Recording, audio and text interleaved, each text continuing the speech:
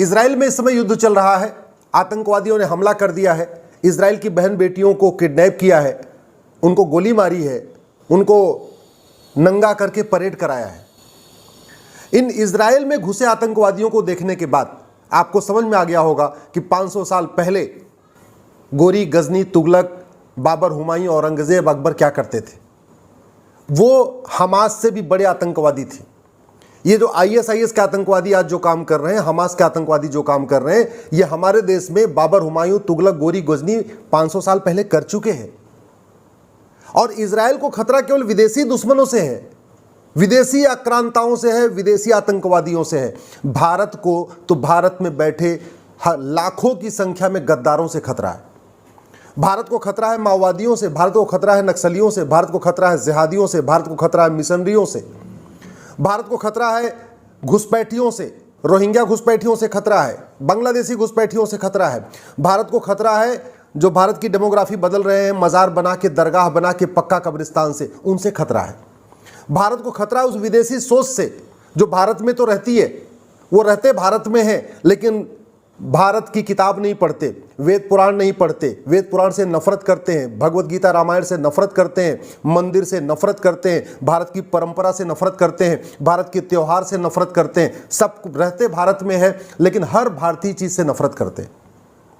भारत को खतरा उस सोच से है जो विदेशी है, जो भारत में बैठे हुए जिहादी हैं, मजहबी उन्मादी हैं, अलगाववादी हैं, या तथाकथित वो मौलवी हैं, मौलाना हैं, रहते भारत में है, कपड़ा पहनते हैं अरब के स्टाइल में, बोलते हैं अरब के स्टाइल में, नमस्ते करते हैं अरब के स्टाइल में, सोचते हैं अरब के स्टाइल में, और बाकी तो छोड़ो। कहते हैं राम पूजा के लायक नहीं है, कृष्ण पूजा के लायक नहीं है, विष्णु पूजा के लायक नहीं है, शंकर पूजा के लायक नहीं है, गणेश जी पूजा के लायक नहीं है, लक्ष्मी जी पूजा के लायक नहीं है। वो रहते भारत में है, बार बार संविधान की बात भी करते हैं लेकिन महिला पुरुष को एक समान नहीं मानते। उनका ये मानना है महिलाएं तो केवल उपभोग की वस्तु हैं, महिलाएं केवल मौज मस्ती की वस्तु हैं। समाधान क्या है? हमने क्या सीखा इजराइल से? हमने क्या सीखा मुगल के काल में जो कुछ हुआ? हमने क्या सीखा उस जौहर से? कुछ नहीं सीखा। गुलामी का नाम चल रहा है, गुलामी की निशानी चल रही है, गुलामी की परंपरा चल रही है, गुलामी का रीति रिवाज चल रहा है, गुलामी का कानून चल रहा है, गुलामी की शिक्षा व्यवस्था चल रही है, गुलामी की पुलिस व्यवस्था चल रही है, गुलामी की न्यायिक व्यवस्था चल रही है। और जो खतरा आज इजराइल झेल रहा है वो खतरा हमारे सर पे भी मंडरा रहा है, और कई गुना ज़्यादा मंडरा रहा है, कई गुना ज़्यादा मंडरा रहा है। क्यों? क्योंकि इजराइल को तो केवल विदेशियों से खतरा है, भारत को तो भारत के अंदर के गद्दारों से खतरा है। इन गद्दारों का समाधान करना पड़ेगा। नहीं करेंगे तो आज नहीं तो कल जो फ्रांस ने झेला, जो आज इजराइल झेल रहा है, वो कल भारत झेलेगा। और 75 साल में 9 राज्यों से खत्म हो चुके हैं, 200 जिलों से खत्म हो चुके हैं, 300 तहसीलों से खत्म हो चुके हैं। भारत की डेमोग्राफी पूरी तरीके से बदल चुकी है। 75 साल पहले विभाजन हुआ था, पत्थरबाजी शुरू हो चुकी है। 75 साल पहले विभाजन हुआ था मजहब के आधार पे, और सरतन से जुदा शुरू हो चुका है। 75 साल पहले विभाजन हुआ था, आज की डेट में वक्फ बोर्ड के पास रेलवे और आर्मी के बाद सबसे ज्यादा लैंड बैंक हो चुका है। तो भारत को खतरा जिहादी संगठनों के साथ साथ जिहादी कानूनों से भी है। भारत को खतरा 1954 के उस कानून से है जो भारत की चिकित्सा व्यवस्था को एकदम निस्ताबूद करता है। भारत को खतरा 1985 के उस कानून से है, कांग्रेस ने जो बनाया था, जिसने 60 लाख बांग्लादेशी घुसपैठियों को भारत का नागरिक बना दिया, उसको सेक्शन 6 से कहते हैं। भारत को खतरा 1991 के प्लेस ऑफ वर्शिप एक्ट से है। भारत को खतरा 1992 के माइनॉरिटी कमीशन एक्ट से है। भारत को खतरा 1995 के वक्फ एक्ट से है। भारत को खतरा 2012 के उस राइट टू एजुकेशन एक्ट में जो बदलाव किया गया उससे है, जिसके अंतर्गत कांग्रेस ने मदरसों को राइट टू एजुकेशन के दायरे से बाहर निकाल दिया गया। जो भारत के खतरे हैं ये तू मैं करने से खत्म नहीं होंगे, नूरा कुश्ती करने से खत्म नहीं होंगे। जो भारत के सामने खतरा है वो दल गुलामी करने से खत्म नहीं होंगे, नेताओं की जय जयकार करने से खत्म नहीं होंगे, पॉलिटिकल पार्टियों की हाहाकार करने से खत्म नहीं होंगे। ये जो खतरे खत्म होंगे ये नियम कानून बदल के होंगे। याद रखिए, लच्छेदार भाषण देने से, तू मैं करने से, आरोप प्रत्यारोप करने से, नूरा कुश्ती करने से, बतौलेबाजी करने से कोई समस्या खत्म नहीं होगी, न हुई है न आगे होगी। जिहाद बढ़ रहा है, मजहबी उन्माद बढ़ रहा है, धर्मांतरण बढ़ रहा है, रोहिंग्या घुसपैठ बढ़ रही है, बांग्लादेशी घुसपैठ बढ़ रही है, सड़क के किनारे अवैध निर्माण बढ़ रहे हैं, मज़ारें बनती चली जा रही हैं, मदरसे बनते चले जा रहे हैं, दरगाहें बनती चली जा रही हैं, सब कुछ तो बढ़ रहा है। क्या रुक रहा है? अगर हम नहीं जागे, अगर जातियों में बटे रहे, भाषा के आधार पर बटे रहे, क्षेत्र के आधार पर बटे रहे, पंथ के आधार पर बटे रहे और अगड़े पिछड़े के आधार पर बटे रहे, दलित सवर्ण के आधार पर बटे रहे, तो याद रखना, जैसे पाकिस्तान से भगाए गए थे ना दौड़ा दौड़ा के, अफगानिस्तान से दौड़ा दौड़ा के भगाए गए थे, बांग्लादेश से दौड़ा दौड़ा के भगाए जा रहे हैं, ऐसे एक दिन भारत से भी भगाए जाएंगे। और भारत में भगाए गए हैं।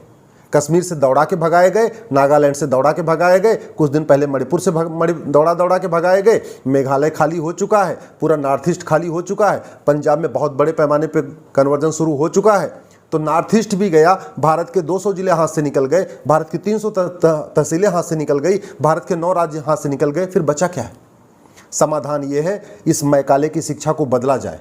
10वीं तक सबको भारत की शिक्षा, भारतीय शिक्षा यानी वेद, पुराण, गीता, रामायण पढ़ना अनिवार्य किया जाए। भारत को अगर बचाना है, भारतीय परंपरा को बचाना है, जो विदेशी गुलामी की सोच है, जो जिहादी सोच को खत्म करना है, तो गुलामी के नाम मिटाने पड़ेंगे। किसी भी आक्रांता के नाम पे कोई सड़क, मोहल्ला, गली नहीं होनी चाहिए। ये बाबर, हुमायूं, तुगलक, गोरी, गजनी के नाम पे जो दुनिया भर की सड़कें बनी हैं, मोहल्ले बने हैं, जिले बने हुए हैं, तहसीलें बनी हैं, बिल्डिंग बनी है, सड़क, ये सब खत्म होना चाहिए। केवल भारतीयों के नाम पे ही सड़क मोहल्लों का नाम होना चाहिए। अगर इस जिहादी सोच को खत्म करना है तो ये जो विदेशी भाषाएं शुरू हो चुकी हैं, उर्दू, फारसी, अरबी, इसको कंप्लीट बैन करना पड़ेगा। 10वीं तक केवल भारतीय भाषाएं ही पढ़ाई जानी चाहिए स्कूल में, कोई विदेशी भाषा नहीं। कोई विदेशी भाषा पढ़ना है 10वीं के बाद, 10वीं तक केवल भारतीय भाषा, 10वीं तक केवल भारतीय किताब, 10वीं तक भारतीय ग्रंथ, 10वीं तक भारतीय पंथ, 10वीं तक भारतीय परंपरा, 10वीं तक भारतीय त्योहार। इसको करना पड़ेगा अगर वास्तव में हम भारत को बचाना चाहते हैं। इजराइल जैसे जो खतरा हुआ, इजराइल में हुआ, उससे बचना चाहते हैं, जो फ्रांस में हुआ उससे बचना चाहते हैं। हमें इस पुलिस व्यवस्था, सड़ी हुई पुलिस व्यवस्था को उठा के कूड़े के डब्बे में डालना पड़ेगा। 1861 का कानून बदलना पड़ेगा और तत्काल हमें एक भारतीय पुलिस संहिता लागू करना पड़ेगा। भारत में बहुत बड़े पैमाने पर नेताओं को, अभिनेताओं को, लेखकों को, बुद्धिजीवियों को, कलाकारों को, कवियों को विदेशी फंडिंग होती है देश विरोधी बातें लिखने के लिए। अभी तो चाइनीज पत्रकार पकड़े गए, उन पे इतनी सारी चर्चा हो ही रही है। विदेशी फंडिंग रोकना पड़ेगा। उसका एक ही तरीका है, जो कांग्रेस ने 2010 में FCRA बनाया था, उसको तत्काल खत्म कर दिया जाए। मैं प्रधानमंत्री से निवेदन करता हूं, कुछ NGO का लाइसेंस रद्द करने से, कुछ NGO की लाइसेंस रद्द करने से या NGO की ऑडिट करने से विदेशी फंडिंग नहीं रुकेगी। एक बार आप पहले 2010 का FCRA खत्म कर दीजिए। नहीं चाहिए हमें विदेशी फंडिंग। क्यों चाहिए विदेशी फंडिंग? भारत में इतने सक्षम लोग हैं, हम अपना देश का अपना काम कर लेंगे। काहे लिए विदेशी फंडिंग चाहिए? जो विदेशी फंडिंग लेते हैं ये देश के खिलाफ काम करते हैं। अगर हमें भारत को बचाना है, आतंकवाद खत्म करना है, अलगाववाद खत्म करना है, इस सड़ी हुई न्यायिक व्यवस्था को बदलना पड़ेगा। ये जो गुलामी की काली कोट, गुलामी का काला गाउन, गुलामी का तरीका, गुलामी का कानून, गुलामी की सिस्टम जो चल रहा है न्यायिक व्यवस्था में, इसको खत्म करना पड़ेगा। नार्को पॉलीग्राफ ब्रेन मैपिंग कानून बनाना पड़ेगा, जुडिशल चार्टर लागू करना पड़ेगा, पुलिस चार्टर लागू करना पड़ेगा। 1 घंटे के अंदर FIR, 1 महीने के अंदर पूरी जांच और 1 साल के अंदर मुकदमे का फैसला। इसके लिए कानून बनाना पड़ेगा। पुलिस की अकाउंटेबिलिटी करनी पड़ेगी। अगर कोई सबूत के अभाव में छूटा, अगर तुमने जानबूझ के जांच घटिया किया, पैसा लेके जांच ऐसी कर दिया, जब सबूत के अभाव में छूट गया, पुलिस वाले की नौकरी गई। जज अगर 1 साल के अंदर फैसला नहीं कर रहा है, तारीख पे तारीख दे रहा है पैसा लेके, जज की नौकरी जाए। नहीं चाहिए हमें ऐसे जज, नहीं चाहिए ऐसे पुलिस वाले जो पैसा लेके देश के साथ गद्दारी करते हैं। नहीं चाहिए हमें थानेदार, नहीं चाहिए ऐसे हवलदार, नहीं चाहिए ऐसे पेशकार, नहीं चाहिए ऐसे तहसीलदार, नहीं चाहिए ऐसे क्लर्क, नहीं चाहिए ऐसे कलेक्टर जो पैसा लेके घुसपैठियों की मदद करते हैं, जिहादियों की मदद करते हैं, मजहबी उन्मादियों की मदद करते हैं, चरमपंथियों की मदद करते हैं, नेता ऐसे गद्दार नेताओं की मदद करते हैं, गद्दार जो है लेखकों, बुद्धिजीवियों की मदद करते हैं। नहीं चाहिए ऐसे हमें। अगर भारत को बचाना है, हमें तत्काल टैक्स सिस्टम ठीक करना पड़ेगा। जो यहाँ पे काला धन जनरेट हो रहा है, बेनामी संपत्ति का पूरा लेन देन खेल चल रहा है, इसको रोकना पड़ेगा। उसका एक ही तरीका है, 100 रुपए से बड़ी नोट बंद किया जाए, 5000 रुपए से महंगे सामान का कैश लेन देन बंद किया जाए, प्रॉपर्टी को आधार से लिंक किया जाए, भारत में 1 नेशन 1 टैक्स लागू किया जाए। GST खत्म, इनकम टैक्स खत्म, वैट खत्म, TDS खत्म, केवल बैंकिंग ट्रांजेक्शन टैक्स। यही तरीका है। नहीं तो जो आज इजराइल झेल रहा है, कल इसको हमें भी झेलना पड़ेगा। जो आज फ्रांस झेल रहा है, हमें झेलना पड़ेगा। जो आज जिस तरीके से यूरोप अशांत है, जिस तरीके से पूरा फ्रांस अशांत है, अब तो जर्मनी की भी डेमोग्राफी अशांत है, ये हमको भी झेलना पड़ेगा। इसलिए मैं आशा करता हूँ प्रधानमंत्री इस पे ध्यान देंगे। और आप सबसे निवेदन है